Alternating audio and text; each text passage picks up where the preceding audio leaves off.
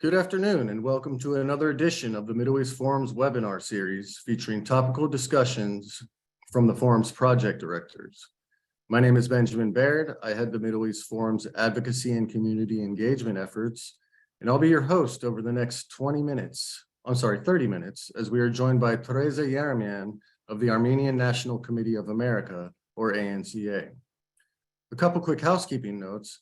Tereza and I will talk for the first 20 minutes, during which time you are encouraged to leave questions in the Q&A box below.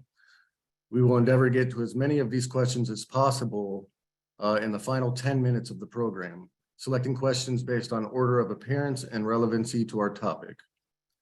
So, to introduce our guest, Tereza Yerimyan is the Government Affairs Director at ANCA. She was born in Armenia and raised in California, where she previously served for 5 years as the president of the East Hollywood Neighborhood Council. Tereza's work at ANCA includes lobbying Congress to sanction Turkey and to halt U.S. arms deals to the Islamist regime. Which brings us to our topic today, containing Turkish adventurism on Capitol Hill. Tereza, thank you so much for joining us.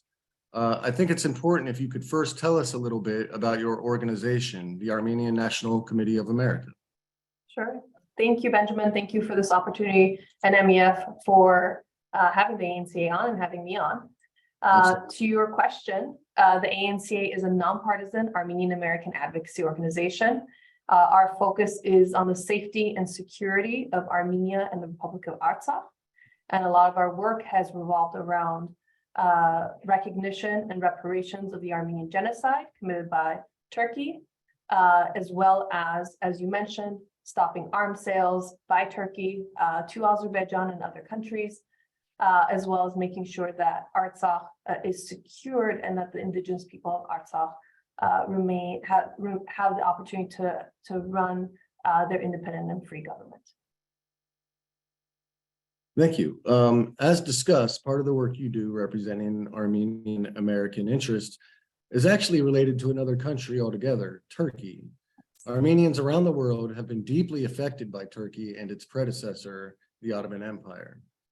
I know it's a lot to cover, but could you please give us somewhat abridged version of this history leading up to the present day? Yes, of course. So in 1915, Ottoman Turkey started a genocide against the population of Armenians, Greeks, Pontiacs, and so forth in the Ottoman Empire. In terms of the Armenians, this lasted until about 1921, resulting in about over 1.5 million Armenians being killed. That genocide continued into the new regime as Ataturk took over and democratized Turkey. He instilled a blockade of Armenia, not allowing necessities to get into Armenia and causing Armenians to die of various diseases. And to this day, kind of fast forwarding, Turkey's continued denial of the Armenian genocide is not only the last stage of genocide by its definition, but is also influencing other countries.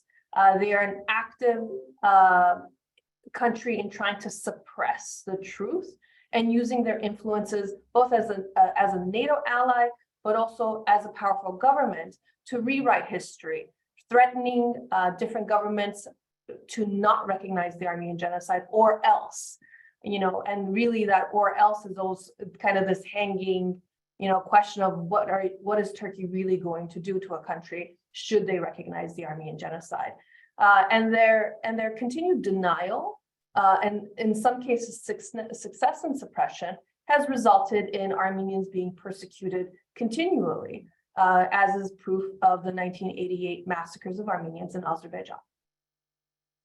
So let me ask really quickly, is there historical controversy over the Armenian genocide? Is this something that is a matter of debate today, or is this something that is settled and Turkey is the lone sort of opposition to this idea?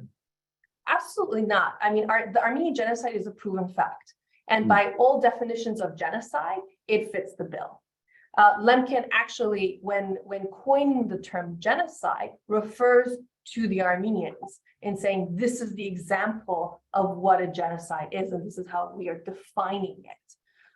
So there's no controversy over the Armenian genocide, but Turkey would like there to be a controversy and has oftentimes caused the US government and other governments to step back on their recognition efforts to say, well, let's have, a tribunal, let's have a discussion where there is no discussion to be had. Sure. How else then is Turkey a threat, not just to Armenia and the Armenian diaspora living abroad, but to the United States and its allies? I mean, after all, we're talking about a country that's supposed to be a NATO ally who would come to the defense of the US and its allies, this very same allies. Yeah, absolutely. I mean, we've seen Turkey aggravate world situations, which has caused the US to be involved in more than one situation to, for lack of a better terms, clean up their mess. So we're seeing the invasion of Cyprus. We're seeing their assistance in Libya in militia groups that are detrimental to the stability of the government. We're also seeing their invasion of northern Syria most recently. And in all these aspects, Turkey is getting involved in international situations, aggravating the situations and causing the US more turmoil. The US has a military base in Turkey, in Incirlik, which is part of Western Armenia, part of the lands that Armenians used to live in, that where they were genocidally removed from. And the US needs to have access to this base consistently for missions, whether in Iraq or Afghanistan. And we saw during wars in Afghanistan that Turkey stopped the US from being able to use their base. They actually denied access to that base during critical missions in Afghanistan. And it begs the question of, is this how we want our NATO allies to act, to have control over critical situations that the US is supposed to be involved in, both to advance US interests, but also to advance global interests as a NATO ally?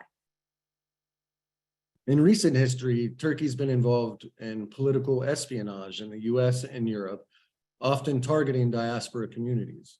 This includes political intimidation. Are Armenian Americans the target of any of these counter-influence operations or intimidations from Turkish government sources? Yeah, so this is an interesting situation for the Armenian American community in particular. And I'm going to actually bring up a very direct way in where they're trying to suppress, and something that's a little bit more subtle that maybe doesn't get as much tailwind. In 2017, during President Erdoğan's visit to the US, there's clear video footage of him showing him give orders to his bodyguards when he is in front of the Turkish embassy at Sheridan Circle, ambassador's residence. And these guards were given the permission of a foreign president to attack peaceful American protesters on Sheridan Circle.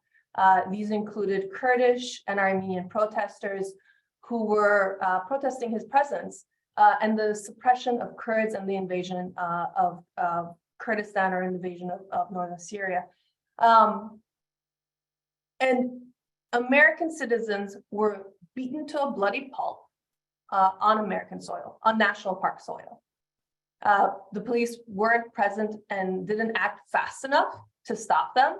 And women and children were subject to this beating.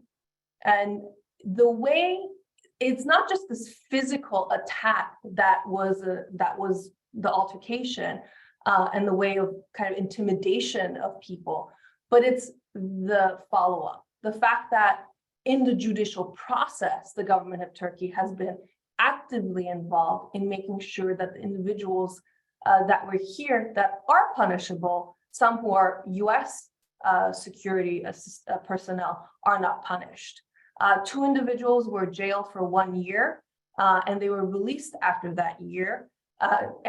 There's no doubt that the government of Turkey was involved in their release, simply because every single week there was a public visit by a high Turkish official to these 2 prison mates while they were in prison, while they were in jail. In addition to that, there's an ongoing court case filed by these Kurdish citizens, American citizens of Kurdish heritage. And in that case as well, that the government of Turkey has tried to get the Court of DC to dismiss these cases. So we see constant involvement of the government, both physical attack, but also trying to manipulate the judicial system, much like bringing their own politics here.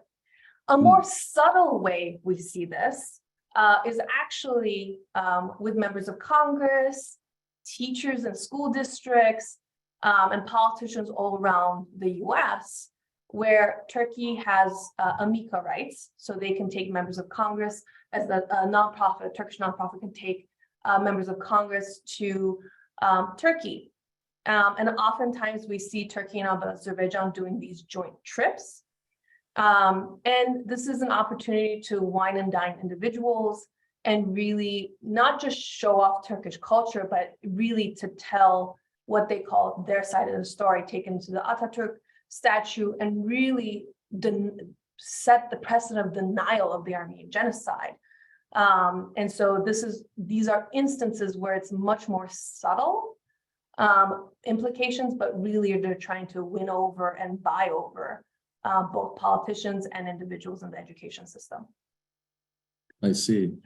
So for those who aren't familiar with the nonprofit, think tank, community organization, social welfare organization world, what role do these non-governmental organizations play in containing this threat from Turkey? Or in other words, how does a private nonpartisan institution change minds in Washington? Absolutely. Well, as we know, Washington is heavily influenced by third parties. And what we try to change is having them influenced by citizens here in the US versus foreign governments.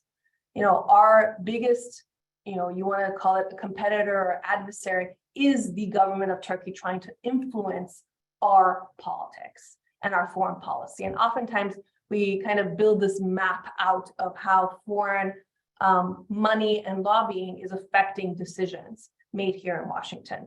And the way NGOs play critical and nonpartisan organizations and human rights nonprofits like us really play a role is by one, educating the advocate, educating the individual on the ground on these issues, many of them because this is their personal experience. I mean, I'm the granddaughter of genocide survivors. This is a personal experience. They have no problem really telling the story, but it's also linking it to legislation. How can then this member be effective in building tolerance, making sure that US history isn't forgotten when it's tied to the Armenian genocide, how we can stop today's human rights violations by understanding the actions of the past by the exact same players and the exact same countries, and understanding kind of the geopolitics when it comes to this. And so it's really giving voice to voters. It's giving voice to constituents and really getting them educated on how to talk about the issues and getting them in contact with their members of Congress, getting them in meetings, getting them in front of staff, and communicating clearly their objectives, translating that into legislation, writing legislation, and making sure that it meets the congressional processes and passes. So it sounds like this is very much a grassroots, community-driven effort. Is it safe to say then that you give constituents a say in the American foreign policy making process? Oh, absolutely. I mean, and as you mentioned, I used to be elected to the East Hollywood Neighborhood Council. One of the things, residents will tell you is, it's difficult to access your government. It's difficult to even understand how that process works. And organizations like the ANC really help bridge that voice, talking about things you are passionate about, bringing it into legislation and helping it get passed, and really bringing these stories and facts in front of members of Congress. So absolutely, foreign policy, every American citizen has the right to voice their concerns to their elected officials. I mean, we elected them to office, and it's really about making that voice heard, shine, and getting these policies passed. So yeah, absolutely, we do give constituents a voice in foreign policy here in the US, and we are working on making sure that their voice is stronger. ANCA is not alone in its effort to contain Turkish adventurism. Full disclosure, the Middle East Forum and ANCA are part of a coalition of like-minded American community and civic organizations, each committed to promoting their unique interests, but aligned in their opposition to a belligerent Turkey.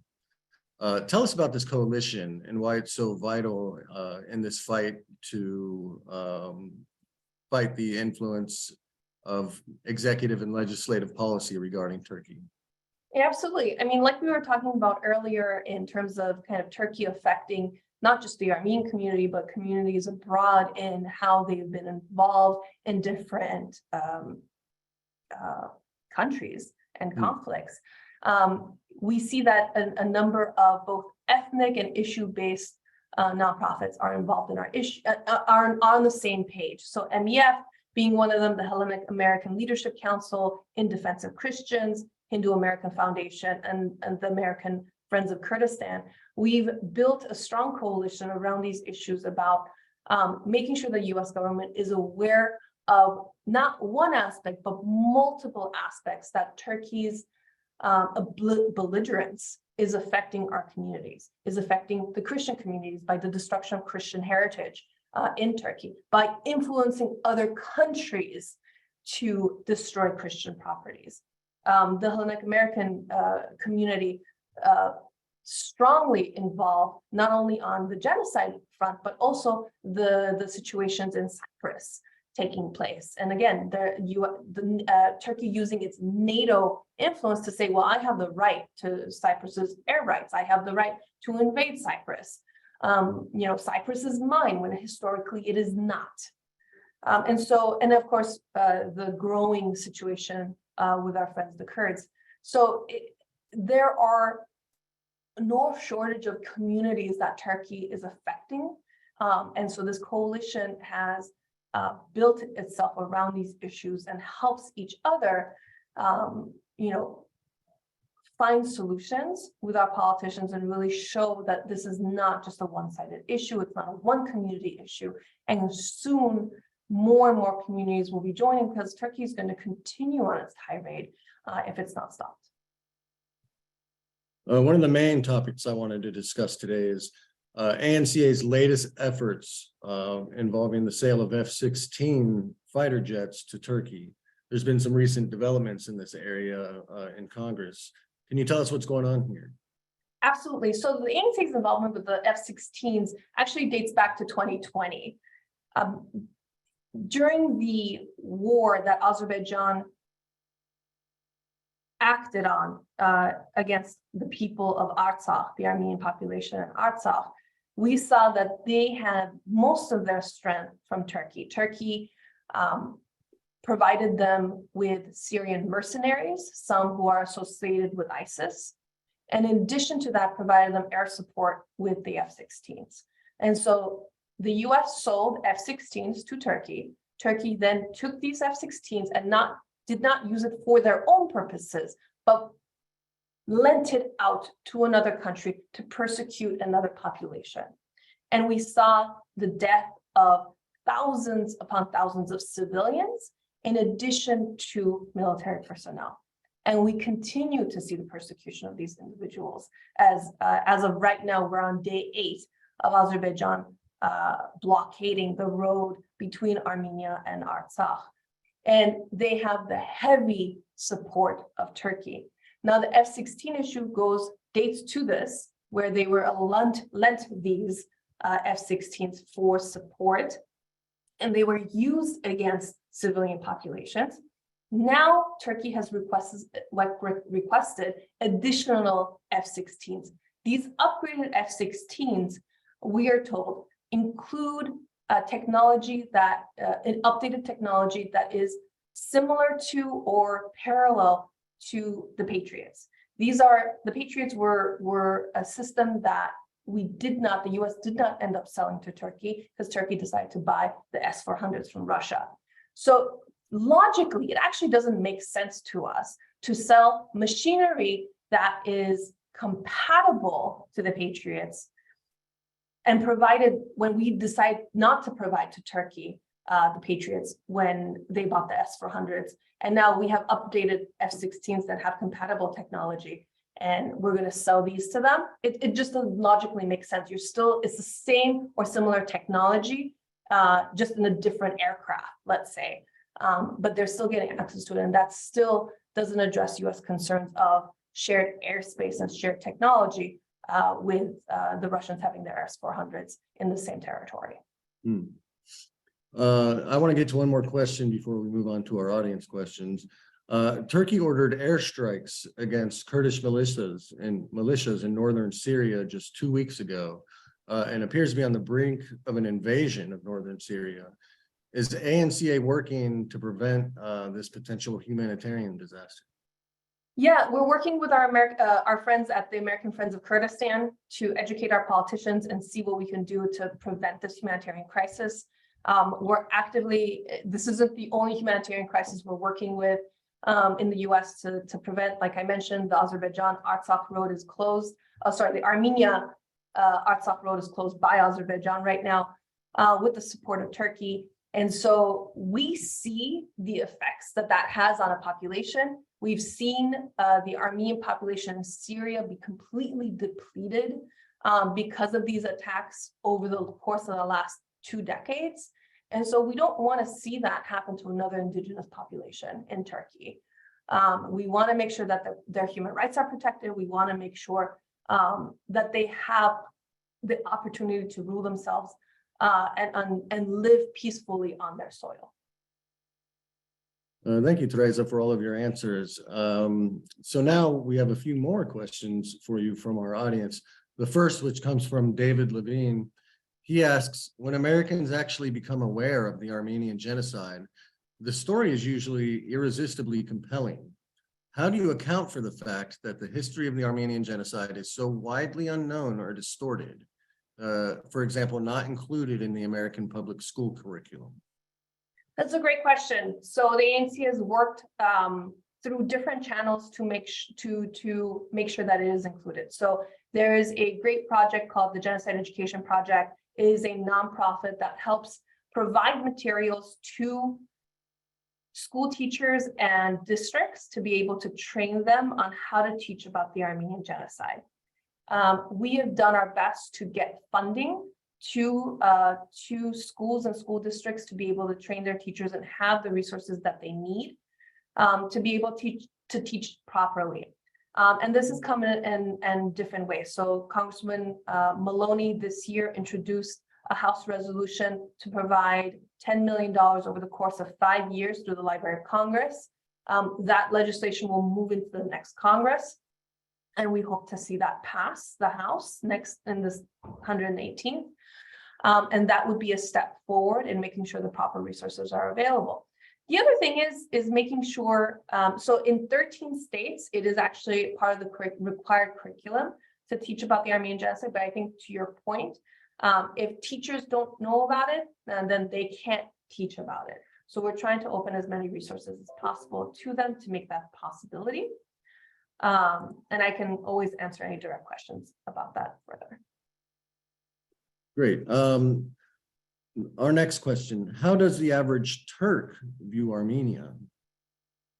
That's a great question. I'm not sure exactly how the Turkish population perceives Armenia. I do know for almost a century, if we're over a century, the Turkish population has been taught to deny the Armenian genocide. They've been taught that the Turks didn't commit a genocide, that it was just an instance of war, and even taught that Armenians are the ones who committed genocide against the Turks, which is completely wrong and unjustified.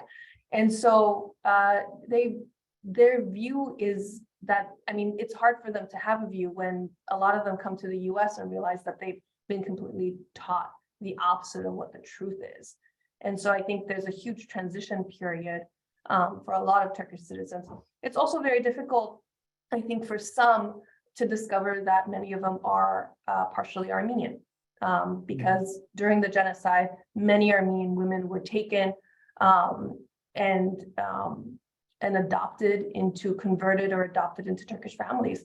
And so as more DNA testing is being done in Turkey, more people are realizing that they are part Armenian. And so I think they have a huge transition period to understanding their true culture and true heritage. Thank you. Next question from Jerry Stern asks, to what extent is Erdoğan, Turkish President Erdoğan's charm offensive currently directed towards Israel, motivated by his view that courting Israel is merely a means to gain access to the U.S. and influence U.S. policy? Yeah, I mean, Israel has one of the, if not the strongest lobby here in Washington, D.C., and Turkey's courting has definitely affected them in terms of them advocating for Turkey. For many years, genocide recognition was opposed by not just the government of Turkey, but oil companies and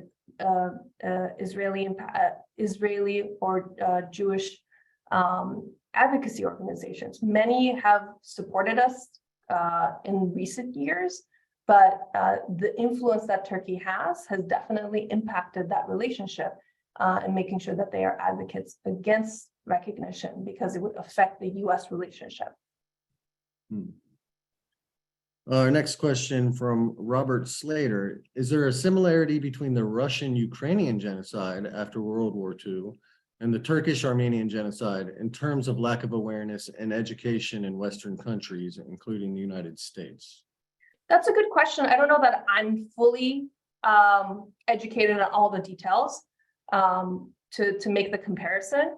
I will say, again, going back to my initial comment on kind of the definition of genocide, the denial by Turkey is trying to make it convoluted, make it about, there aren't sustainable facts when there are.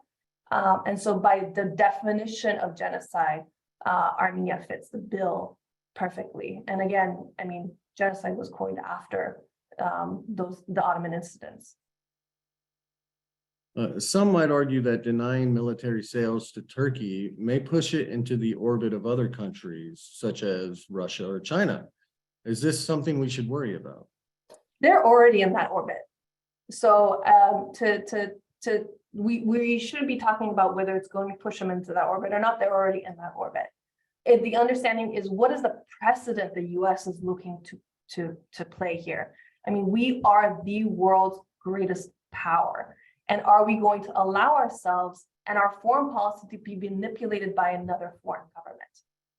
And that's really what it boils down to. This is a NATO ally, and the NATO ally is trying to control the dialogue happening here in the US to the point where another president feels that he has the right and protection to have his security guards beat to a bloody pulp American citizens on US territory. So it's not about whether we're pushing them farther out. They're there. They naturally went there. They're strong trade partners with China. They're strong trade partners with Russia. Turkey is Russia's #1 tourist destination.